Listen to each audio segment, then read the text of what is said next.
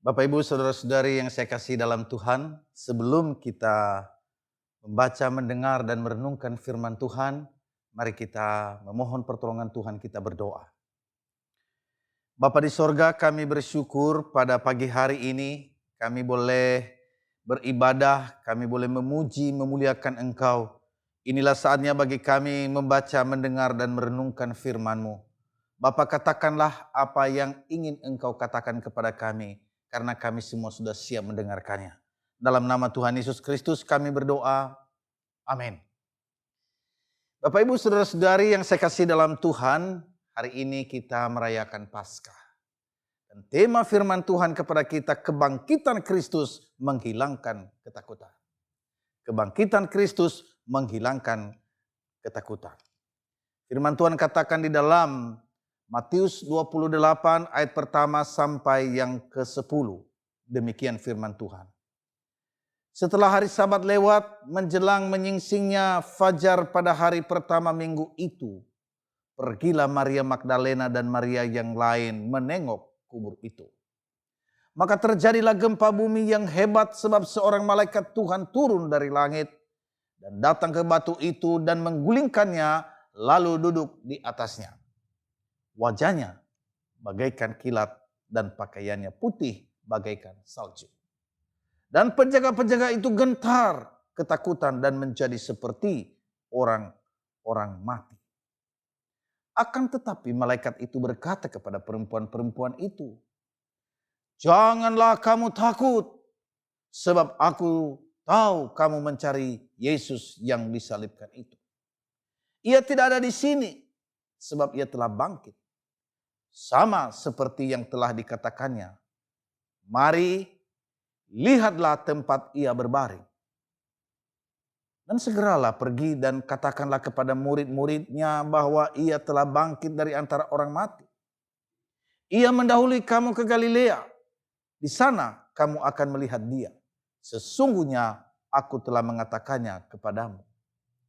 Mereka segera pergi dari kubur itu dengan takut dan dengan sukacita yang besar dan berlari cepat-cepat untuk memberitahukan kepada murid-murid Yesus. Tiba-tiba Yesus berjumpa dengan mereka dan berkata, "Salam bagimu." Mereka mendekatinya dan memeluk kakinya serta menyembahnya. Maka kata Yesus kepada mereka, "Jangan takut. Pergi dan katakanlah kepada saudara-saudaraku supaya mereka pergi ke Galilea dan di sanalah mereka akan melihat aku." Demikian jauh pembacaan firman Tuhan. Kita berbahagia kalau kita mendengar, memelihara dalam kehidupan kita sehari-hari. Haleluya. Haleluya. Haleluya. Haleluya.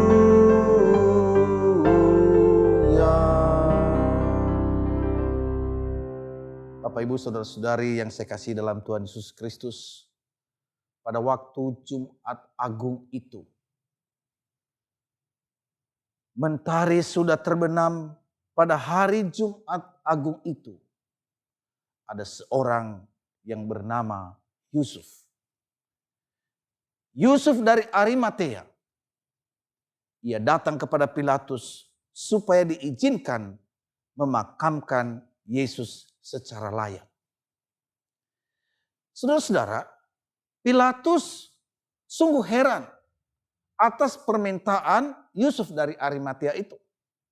Mengapa? Karena Yusuf adalah orang kaya. Yusuf adalah orang terhormat di Yerusalem. Orang kaya ini, orang terhormat ini ingin memakamkan pria Galilea yang mati dengan tidak terhormat.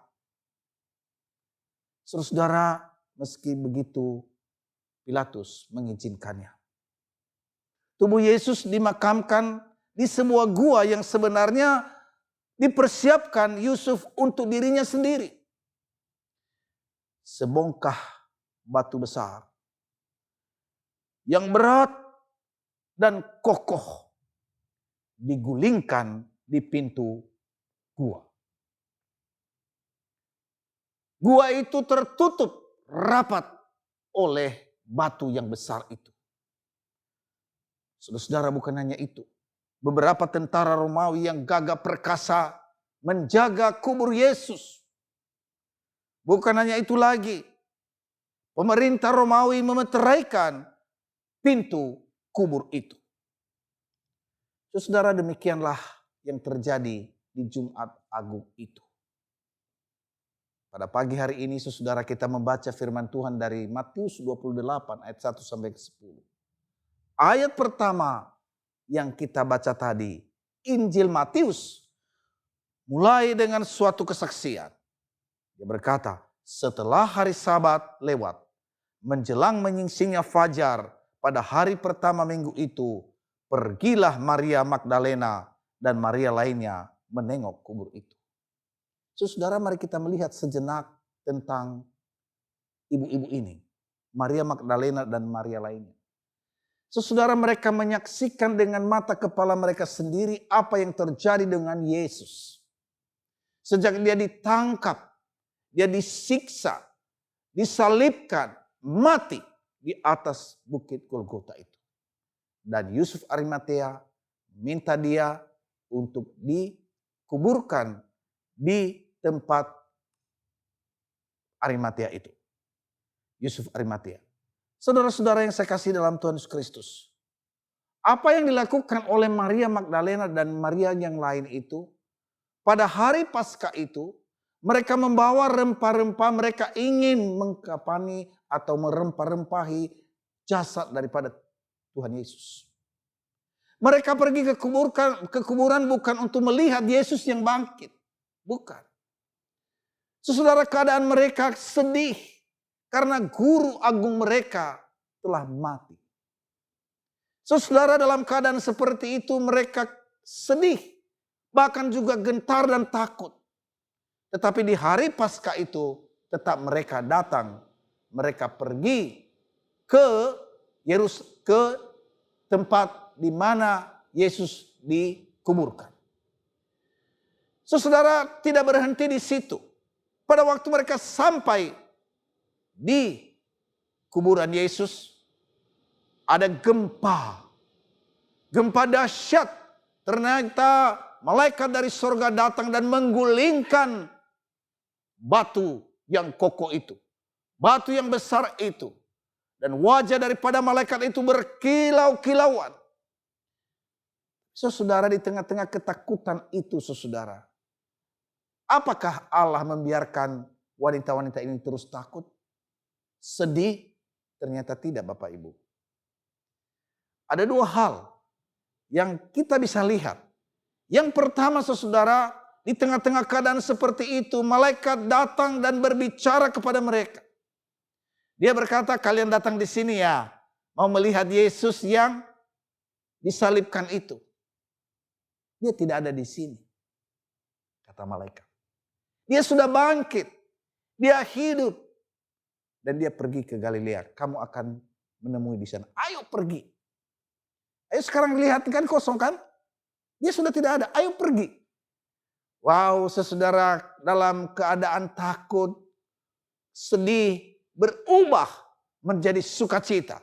Maka Alkitab mengatakan bahwa mereka pergi bahkan berlari. Mereka ingin melihat Yesus yang bangkit itu. Saudara, yang kedua, benar yang dikatakan oleh malaikat itu, bahwa ia sudah hidup. Maka mereka berjumpa dengan Yesus, Tuhan menjumpai mereka.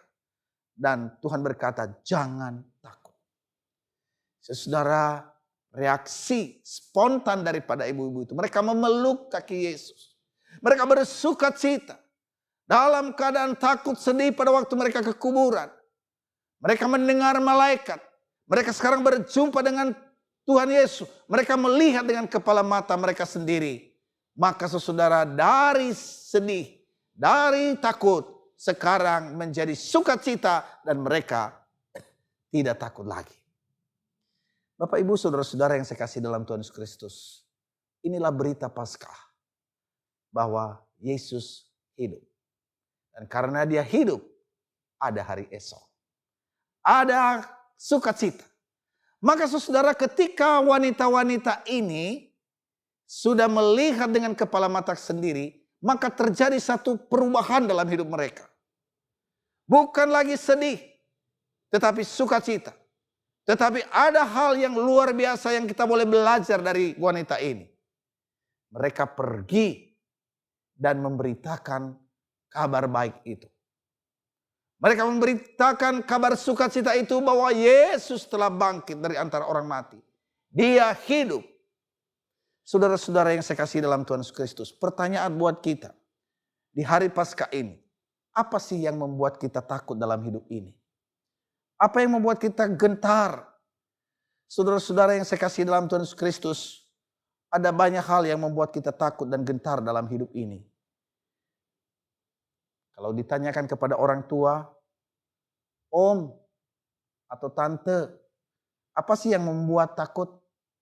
Seringkali kalau sudah umur itu saudara, yang ditakutkan adalah sakit. Ya, saya sebagai hamba Tuhan kalau berkunjung ke rumah om dan tante, biasanya pokok doanya pasti salah satunya adalah doakan kesehatan. Ya. Saudaraku yang saya kasih dalam Tuhan Yesus Kristus.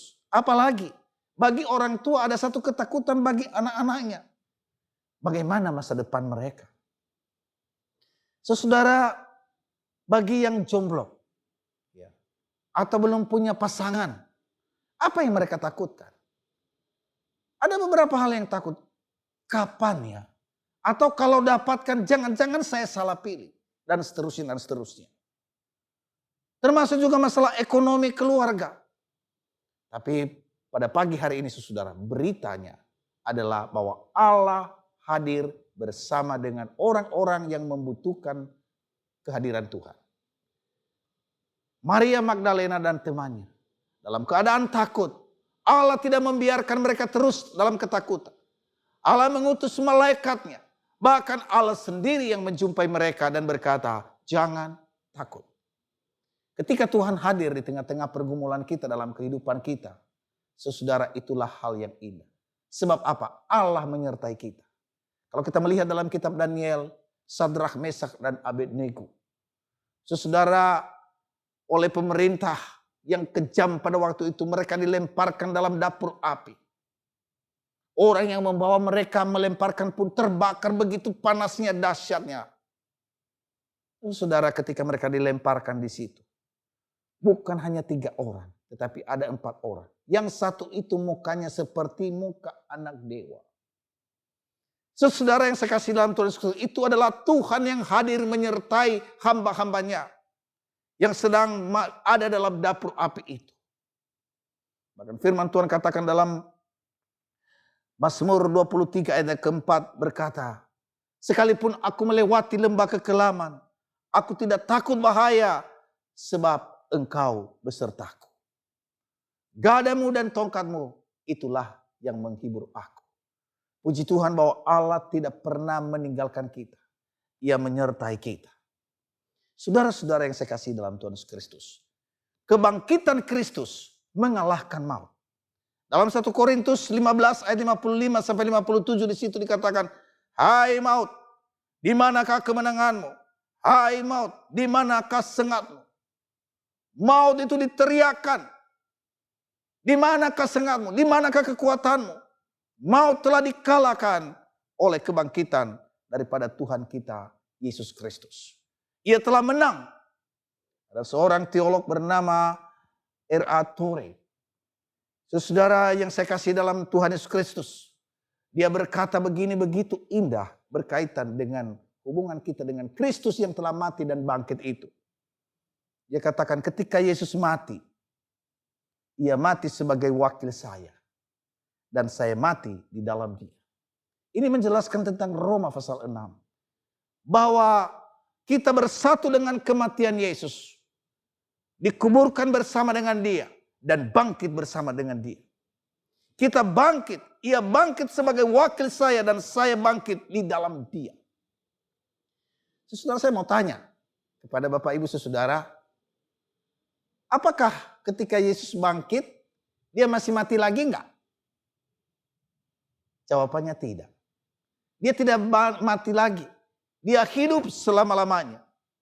Maka ketika kita mati, dikuburkan dengan dia dan bangkit bersama dengan dia, maka kita memiliki hidup yang kekal.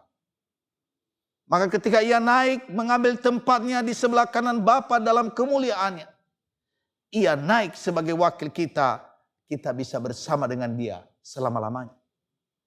Itulah sebabnya kalau kita membaca di dalam Yohanes 14 ayat yang ketiga, bahwa ketika nanti ia akan datang kembali dan ia membawa kita ke tempat di mana dia berada, dan kita akan tinggal bersama-sama dengan dia.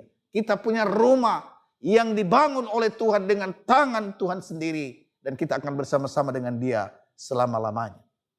Saudara-saudaraku yang saya kasih dalam Tuhan Yesus Kristus, dengan kita percaya kepada Tuhan Yesus Kristus yang bangkit dan hidup itu, maka kita memiliki hidup yang kekal. Saudara, jika dokter menyatakan bahwa tidak lama lagi kita akan mati, maka kita akan mengusahakan pengobatan yang terbaik, berapapun harganya, untuk menghindari kematian. Harta benda bisa ludes, bahkan kita rela bangkrut demi upaya kesehatan yang prima untuk menjauhi yang namanya kematian. Kalau dipikir mengapa orang begitu takut akan kematian, sebabnya dia tidak tahu kemana dia pergi. Kalau dia mati entah kemana, dia bingung. Tetapi saudara, bagi orang yang percaya, kita tidak perlu takut. Karena apa? Yesus yang kita percaya itu sudah bangkit dan hidup. Itulah sebabnya kalau kita membaca di dalam Yohanes 11 ayat 25 sampai 26, Tuhan Yesus mengatakan, "Akulah kebangkitan dan hidup. Barang siapa percaya kepadaku, ia akan hidup walaupun ia sudah mati. Dan setiap orang yang hidup dan yang percaya kepada Kristus tidak akan mati selama-lamanya." Dan kita ditantang dalam ayat itu, percayakah engkau hal itu? Pertanyaan yang sama diajukan kepada saya dan saudara hari ini, di hari Paskah ini. Percayakah engkau akan hal itu? Bahwa setiap orang yang percaya kepada Tuhan Yesus Kristus, kita akan dibangkitkan sekalipun kita mati. Maka saudara, kematian itu bukanlah akhir dari hidup ini. Firman Tuhan katakan dalam Yohanes 14 ayat ketiga tadi, "Dan apabila aku telah pergi ke situ dan telah menyediakan tempat bagimu, aku akan datang kembali dan membawa kamu ke tempatku, supaya di tempat di mana aku berada, kamu pun berada." Saudara-saudara, kematian tinggal merupakan cara yang indah untuk kita sampai ke rumah Bapa di sorga. Ada seorang hamba Tuhan namanya Di Ilmudi, seorang pembicara KKR, menjelang dia meninggal, saudara, keluar dari mulutnya Di Ilmudi mengatakan begini, "Bumi mundur, sorga terbuka, Allah sedang memanggil." Mendengar itu anaknya berkata, "Wah, papa ini mimpi ya." Saudara, ketika dia berkata seperti itu, dia katakan, "Nak," namanya Will, "ini bukan mimpi. Aku telah berada dalam gerbang-gerbang itu. Aku telah melihat wajah anak-anak itu." Lalu kesadarannya mulai mundur dan mundur. Ada seorang anak perempuannya juga di situ dan berkata, "Mari kita berdoa untuk papa supaya dia boleh disembuhkan." Dan sementara doa itu, dia katakan, "Jangan engkau berdoa dengan demikian. Ini sungguh-sungguh bahwa tak akan lama lagi aku akan masuk. Ini sudah sampai di pintu gerbangnya. Jangan doakan kesembuhan. Itu tidak baik. Saya akan pergi bersama-sama." Dan tidak lama kemudian, saudara, dia dipanggil pula. Oh, apa yang terjadi, saudara? Ketika Di Ilmudi itu dikuburkan, semua orang menyanyikan lagu-lagu himne. Dan mereka membacakan, "Hai maut, di manakah kemenanganmu? Hai maut, di manakah sengatmu?" Dan sengat maut ialah dosa. Dan mereka bersuka cita membicarakan apa-apa yang telah dikatakan oleh Di Ilmudi itu. Maka suasana di pemakaman itu bukan tangisan, tetapi sukacita sorgawi. Oleh karena hambanya sungguh telah percaya kepada Tuhan.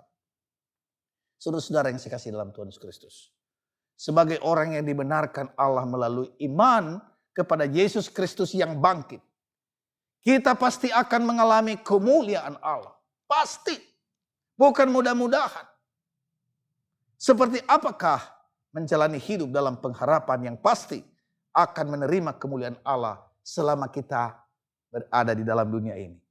Saya mengakhiri khotbah ini saudara dengan menceritakan sebuah kejadian di tahun 1976 di mana berlangsung final pertandingan memperebutkan Piala Thomas antara Regu Indonesia dan Malaysia.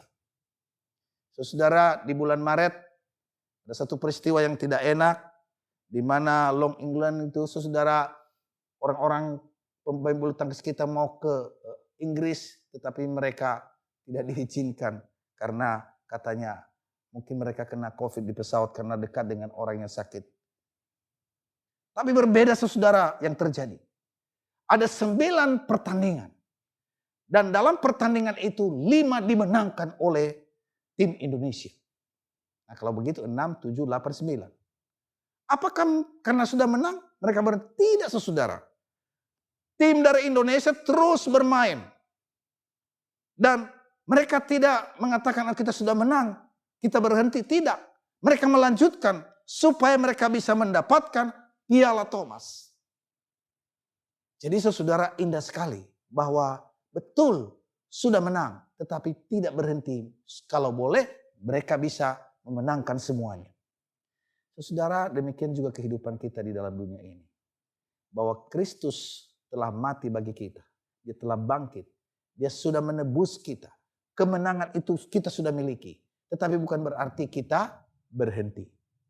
Kita harus bertanding sampai finish. Dan baru kita memperoleh mahkota itu. Oleh karena itu berita gembira bagi setiap orang yang telah mengalami kebangkitan Kristus. Bukan bermalas-malasan. Tetapi mari kita belajar kepada perempuan tadi ini. Ketika mereka sudah mendengarkan bahwa Yesus telah bangkit dan hidup. Mereka pergi cepat-cepat. Mereka memberitakan Injil itu. Mereka menyampaikan kepada saudara-saudara supaya juga mereka boleh menikmati sukacita bahwa Yesus telah bangkit dan dengan kebangkitan Kristus itu mereka juga mendapatkan kemenangan bahkan hidup kemuliaan. Mari Bapak Ibu Saudara yang saya kasih dalam Tuhan Yesus, di Paskah ini kita memperbaharui komitmen kita lagi bahwa aku dan Bapak Ibu sudah mengalami kebangkitan Kristus. Kita hidup yang kekal bersama-sama dengan Dia selama-lamanya.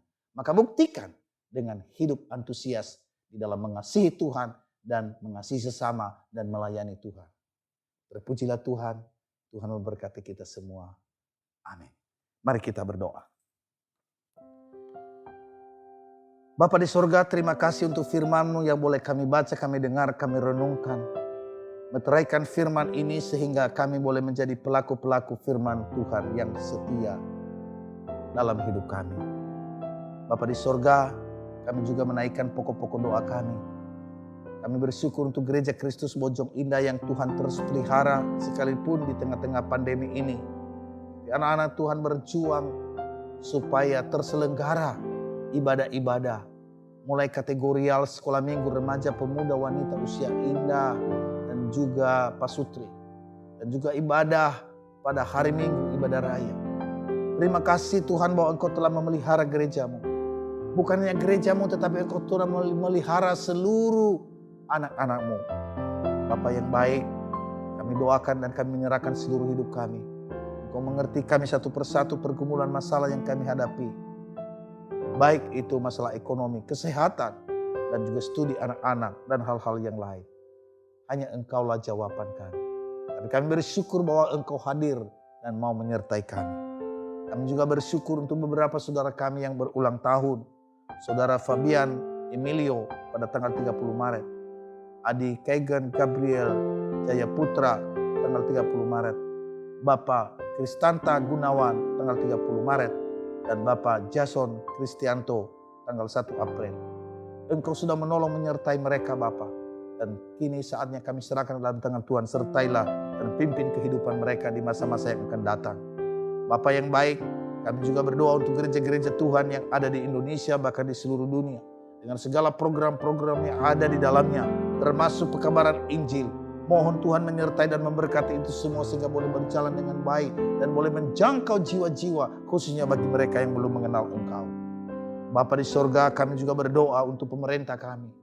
Di tengah-tengah keadaan saat ini semuanya berjuang untuk supaya bangsa kami boleh divaksin. Tuhan tolonglah sertai.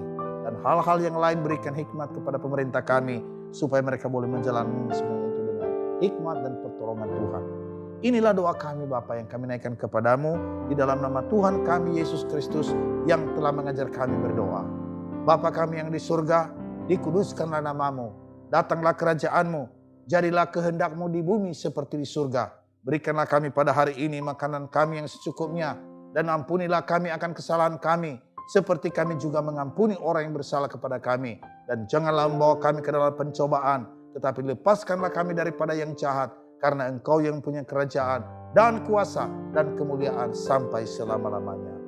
Amin.